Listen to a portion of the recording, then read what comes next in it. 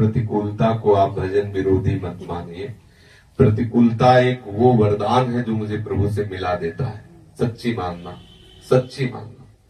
प्रतिकूलता ये वो वरदान शक्ति है जो मुझे भगवान से मिला के ही छोड़ेगी। और भगवान जिस पर बहुत दुलार करते हैं उसे प्रतिकूलता देते हैं। कभी कोई भक्त ये न सोच ले कि जब से मैं भजन में लगा तो प्रतिकूलताओं ने घेर लिया। प्रतिकूलता ही भगवत प्राप्ति का हेतु होती है। जैसे उदाहरण में हम अंदर की बात बताते हैं। जैसे हम भगवत मार्ग में चले, खूब साधन भजन में लगे, अंदर काम वेदना, क्रोध वेदना वो हमें जला रहे, हमारे अंदर से दुर्वासना प्रकट हो रही।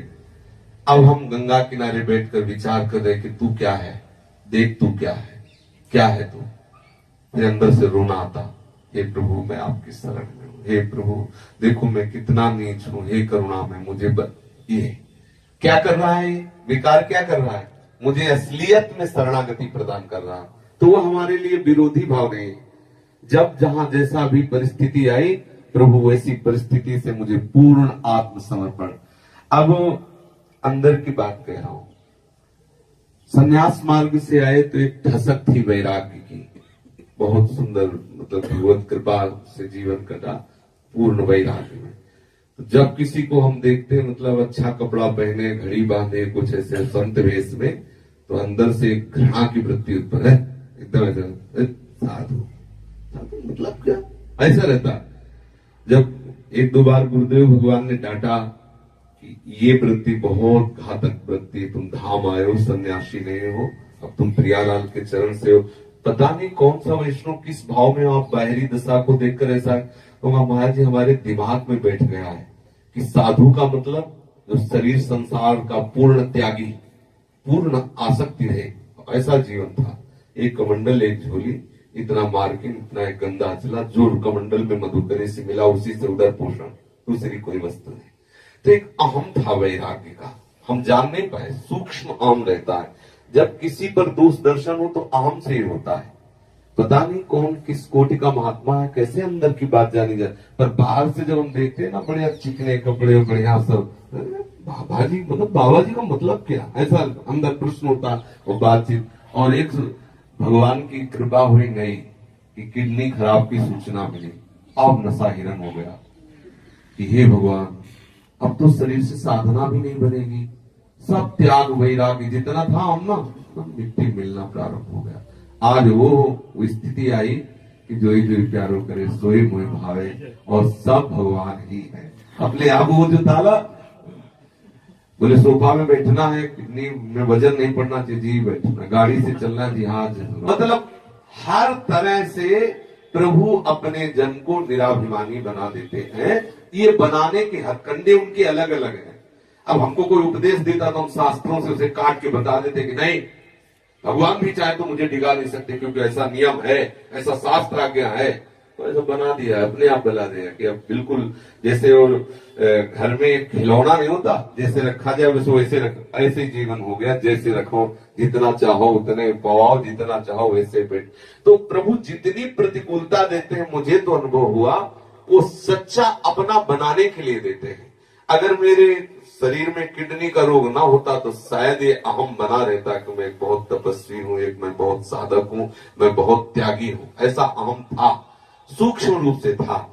जब ये सब हुआ तो लगा कि ओहो अब तो जीवन गया।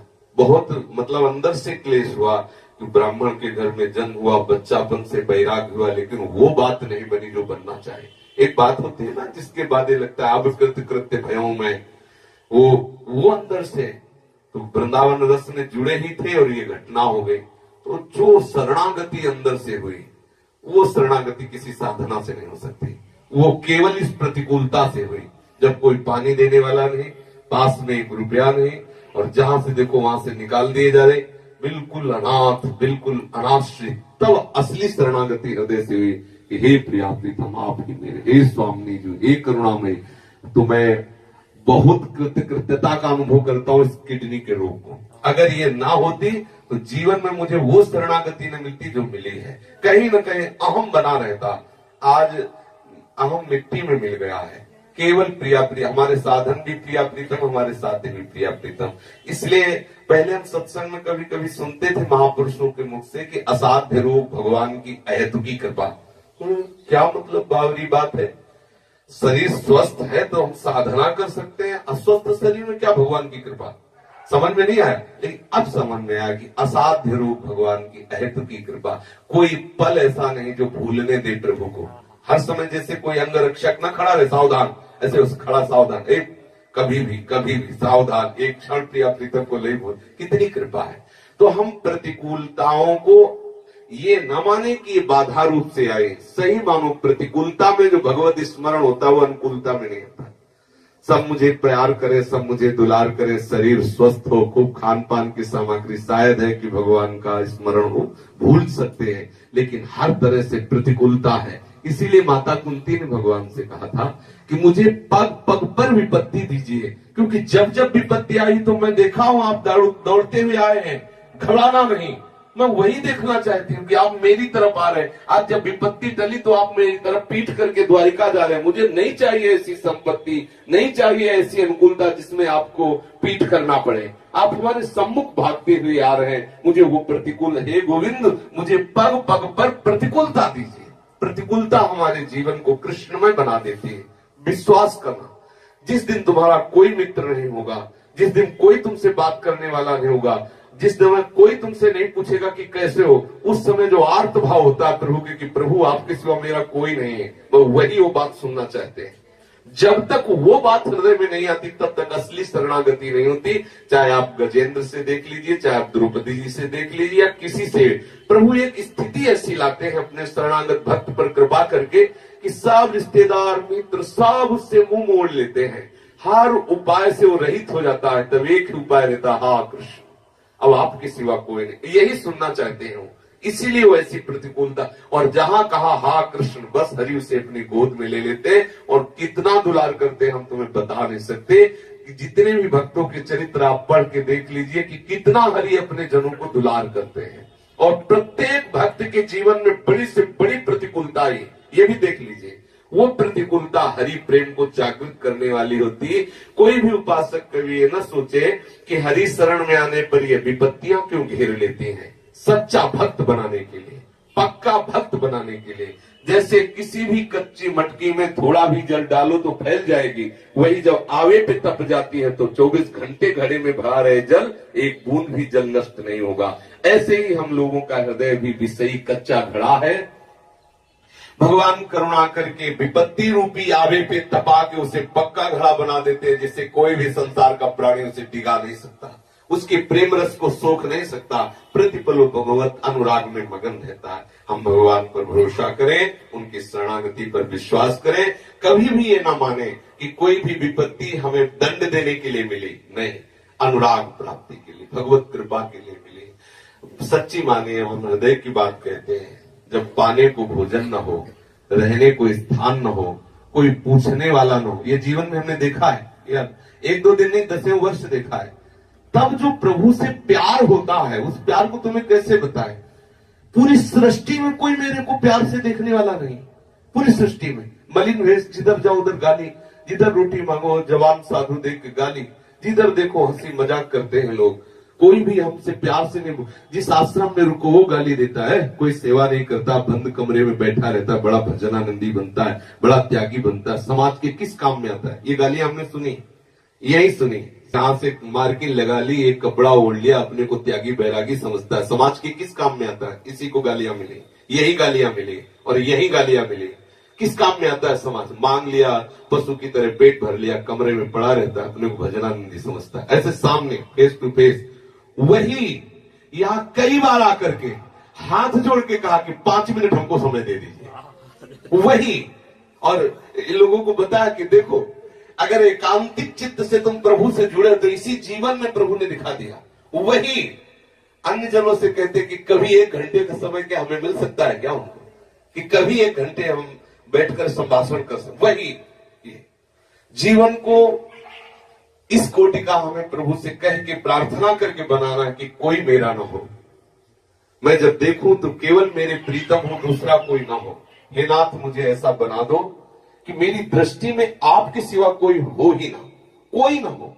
और सच्ची मानिए एक बार ऐसी स्थिति आती, प्रत्येक के जीवन में आती है, अगर सच्ची उपासना में हो, कि तुम्हें अनुभव कराएगा ठाकुर कि तुम्हारा कोई नहीं है।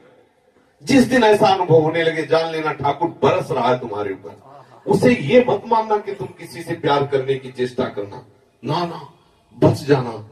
उसी समय केवल प्रभु से प्यार करना, वो इसीलिए ऐसी परिस्थिति। और जिस दिन प्रभु से तुम्हारा प्यार हो गया, उस दिन सारा संसार तुम्हारे चरणों में बिछ जाएगा। बिल्कुल सुर नर मुनि प्रसन्नता ऊपर सोई विजयी विनयी गुण सागर तासु सुजस्त्र लोक उजागर। देखा जब इसका अल्ट्रासाउंड होना था, अल्ट्रासाउंड करके, तो एक संत भगवान है, बड़े धनी मानी है, एक संत भगवान उनके पास ले गए। अब अल्ट्रासाउंड कराने में पैसा लगता है, मधुकरी से तो ब्रजवासियों से तो पैसा आने वाला नहीं। 250 रुपया उस समय लगते थे, अब तो 500 लगते हैं, 250 लगते थे। गए तो हाँ कैसे आए जी, उनकी बोल में ही इतनी ठसक थी कि जैसे एक नौकर से कोई स्वामी बात करता है।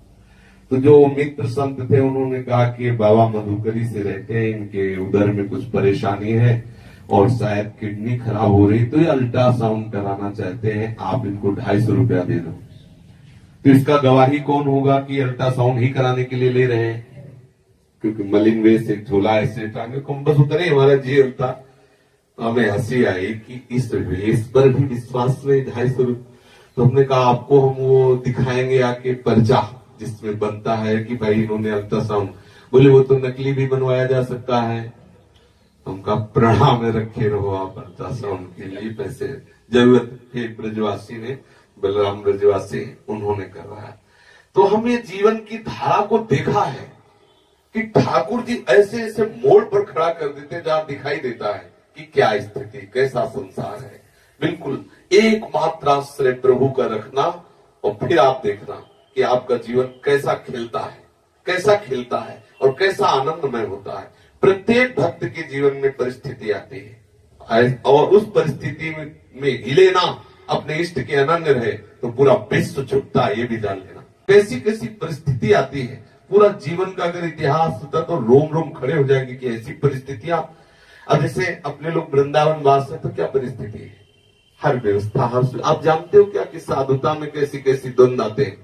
उनसे पूछो जो जीवन भर भ्रमण किए हैं, तब पता चलता है कि कहाँ कैसा व्यवहार होता है। कई कई दिन पेट भरने के लिए भोजन भी नहीं मिलता। उस समय भगवदाकार वृत्ति करना, और उस वृत्ति में भी सर्दी गर्मी बरसात सब सहते हुए, लोगों का अपमान सहते हुए फिर प्रभु से प्यार, वो बात होती प्यार। आज यहाँ एसी बंद तो बोले बाहर बैठे, एसी नहीं चल रहे तो भजन नहीं हो रहा। एसी से भजन है, गीजर से भजन है, व्यवस्था से भजन है।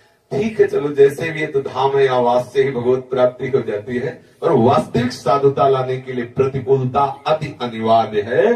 प्रतिकूलता वो परम सत्ता है जो हमें प्रभु से मिला देगी। हमें कभी प्रतिकूलता से भयभीत नहीं होना चाहिए।